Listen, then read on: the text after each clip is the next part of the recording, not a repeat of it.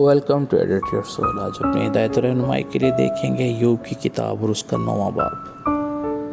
پھر ایوب نے جواب دیا، در حقیقت میں جانتا ہوں کہ بات یوں ہی ہے، پر انسان خدا کے حضور کیسے راست باز ٹھہرے؟ اگر وہ اس سے بحث کرنے کو راضی بھی ہو تو یہ 1000 باتوں میں سے اسے ایک کا بھی جواب نہ دے سکے گا۔ وہ دل کا عقل مند اور طاقت میں زوراور ہے۔ کس نے جرأت کر کے اس کا سامنا کیا اور برومند ہوا؟ وہ پہاڑوں کو ہٹا دیتا ہے اور انہیں پتہ بھی نہیں لگتا۔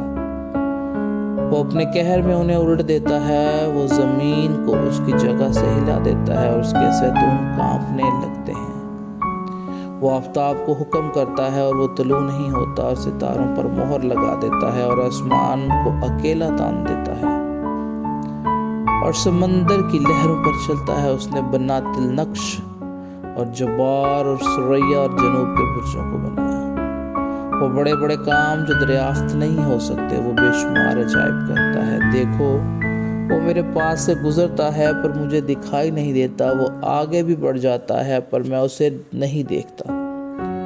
دیکھو، وہ شکار پکڑتا ہے، کون اسے روک سکتا ہے؟ کون اس سے کہے گا کہ تو کیا کرتا ہے؟ خدا اپنے غضب کو نہیں ہٹائے گا۔ رحب کے مددگار اس کے نیچے جھک جاتے ہیں۔ پھر میری کیا حقیقت ہے کہ میں اسے جواب دوں اور اسے بحث کرنے کو اپنے الفاظ چھانٹ چھانٹ کر نکالوں؟ اسے تو میں اگر صادق بھی ہوتا تو جواب نہ دیتا، میں اپنے مخالف کی منت کرتا۔ اگر وہ میرے پکارنے پر مجھے جواب نہیں دیتا تو بھی میں یقین نہیں کرتا کہ اس نے میری آواز سنی۔ وہ طوفان سے مجھے توڑتا ہے، وہ بے سبب میرے زخموں کو زیادہ کرتا ہے۔ وہ مجھے دم نہیں لینے دیتا بلکہ مجھے تلخی سے لبریز کرتا ہے۔ اگر زوراور کی طاقت کا ذکر ہو تو وہ دیکھو وہ ہے، اور اگر انصاف کا تو میرے لیے وقت کون ٹھہرائے گا؟ اگر میں صادق بھی ہوں تو بھی میرا ہی منہ مجھے ملزم ٹھہرائے گا۔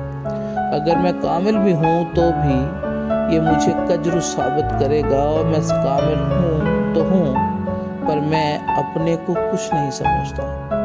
میں اپنی زندگی کو حقیر جانتا ہوں۔ یہ سب ایک ہی بات ہے، اس لیے میں کہتا ہوں کہ وہ کامل اور شریر دونوں کو ہلاک کر دیتا ہے۔ اگر میری ناگہان ہلاک نہ کرنے لگے تو وہ بے گناہ کی آزمائش کا مذاق اڑاتا ہے۔ زمین شریروں کے سپرد کر دی گئی ہے، وہ اس کے حاکم کے منہ ڈھانک دیتا ہے۔ اگر وہی نہیں تو اور کون ہے؟ میرے دن ہر کاروں سے بھی تیز رو ہیں۔ وہ اڑے چلے جاتے ہیں اور خوشی نہیں دیکھنے پاتے۔ وہ تیز جہازوں کی طرح نکل گئے اور اس عقاب کی مانے جو شکار پر جھپٹتا ہے۔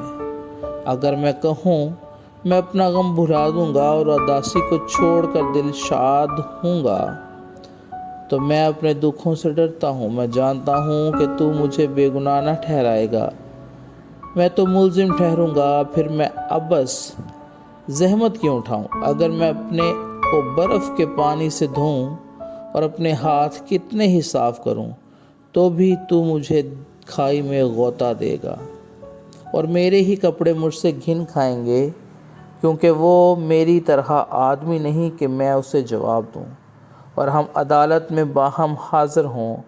ہمارے درمیان کوئی ثالث نہیں جو ہم دونوں پر اپنا ہاتھ رکھے۔